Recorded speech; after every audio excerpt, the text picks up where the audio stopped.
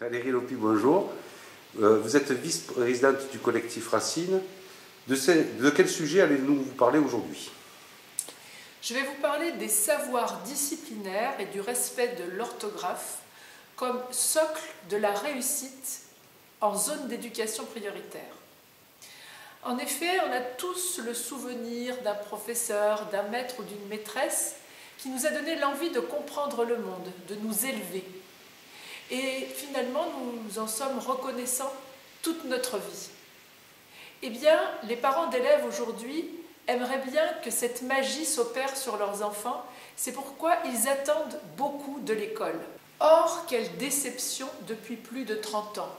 Les ministres de l'Éducation nationale, qu'ils soient de droite ou de gauche, semblent présenter un projet pour mettre en avant leur idéologie, pour occuper le terrain, pour être en bonne place dans les médias, sans se soucier de l'avenir de nos enfants.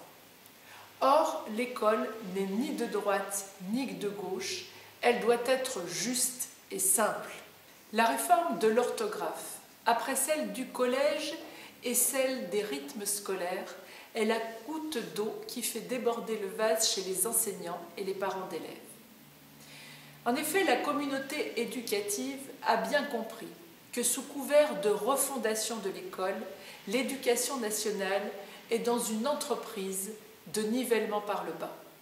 La raison essentielle à cette déliquescence est que l'école ne s'appuie plus sur la valeur des savoirs disciplinaires, c'est-à-dire la valeur des matières bien définies, comme le français, les mathématiques, les langues anciennes, l'histoire, la géographie, etc.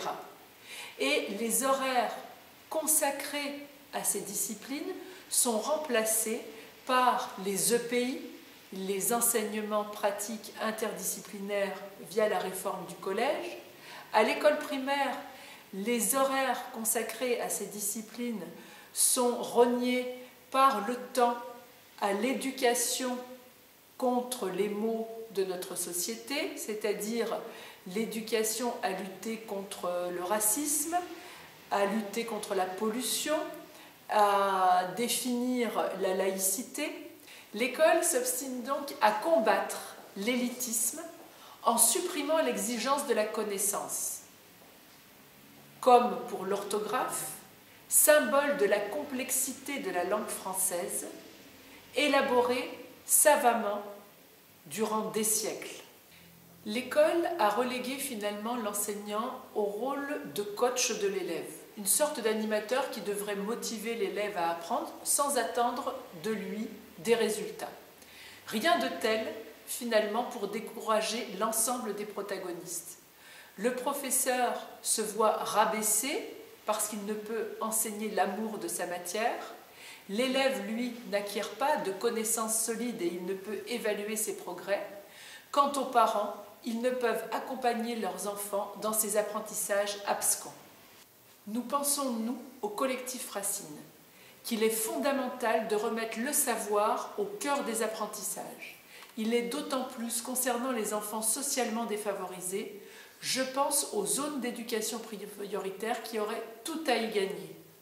Beaucoup de parents dans ces ZEP, n'ayant pas connu l'école de la République française, ne comprennent pas sa finalité. Aussi, il est aisé pour eux de considérer l'école simplement comme une garderie gratuite. Certaines de ces familles deviennent de véritables clientes, réclamant toujours plus que l'on assiste leurs enfants. Au lieu de répondre à ces revendications, nous devons clairement expliquer que le rôle des parents d'élèves est d'éduquer leurs enfants et que celui de l'école est d'instruire, c'est-à-dire d'offrir l'enseignement des savoirs disciplinaires. Au lieu de multiplier les associations d'aide aux devoirs, il serait préférable que les enfants compensent leurs lacunes socioculturelles par l'effort et le travail. Ceci en apprenant par une méthode pédagogique qui va du simple au complexe, c'est-à-dire une pédagogie explicite à rebours du constructivisme prôné par les soi-disant experts en la matière depuis 30 ans. Autre raison de mettre les matières disciplinaires au cœur de l'apprentissage, c'est que la culture en ZEP, ne serait-ce que la langue française dans les familles, est indigente. Bref, l'école a besoin de retrouver un horaire conséquent d'enseignement du français, du calcul, de l'histoire-géographie, des savoirs qui ne sont pas transmis à la maison. Le repli communautaire serait d'autant moins tentant pour des adolescents qui auraient assimilé les codes et les fondamentaux de la culture française. Il en va de l'unité nationale, de sa dignité, par conséquent de l'apaisement de la France.